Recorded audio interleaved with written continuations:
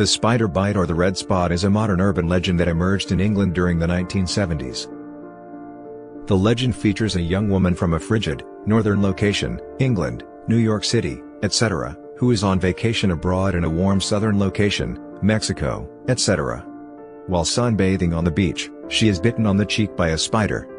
The bite swells into a large boil, and she rushes home to seek medical treatment. She finds a doctor to lance the boil, then hundreds of tiny spiders come running out of her cheek. She then goes insane from the shock. In other versions, a young girl is asleep while a spider crawls across her face, and rests on her cheek for a few moments. The next morning, she asks her mother about the red spot on her cheek, and the mother responds, "It looks like a spider bite. It will go away, just don't scratch it." As time passes, the spot grows into a small boil. She confronts her mother again, and complains that it is getting larger, and that it's sore. The mother replies, "That happens sometimes, it's coming to a head." More days pass, and the girl complains that it hurts, and is unsightly. Finally concerned that it might be infected, the mother agrees to take her to a doctor, but he is not available until the next day. In order to soothe herself that evening, the girl takes a bath. As she soaks, the boil bursts, and releases a swarm of baby spiders into the water from the eggs that the mother had laid. In telling the story, there are versions that are set in one's own country instead of being abroad, for example, a Midwestern woman who is bitten in California. Usually, when the story is told to others, the location of the incident is quite specific.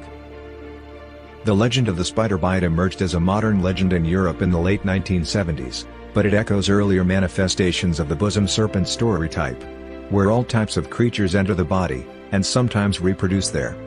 Modern folklorists adopted the term bosom serpent from Nathaniel Hawthorne's 1843 short story, Egotism, or The Bosom Serpent. The term is now used to generalize other legends in which living creatures enter the human body.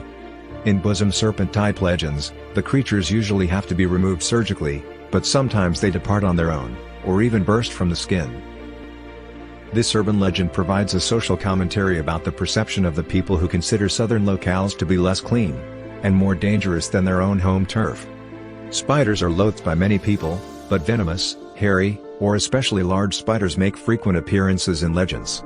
Spiders in urban legends have often taken cover in a variety of items ranging from cactus plants and food to hairdos, and within the human body, so it is natural to have a fear of invasion.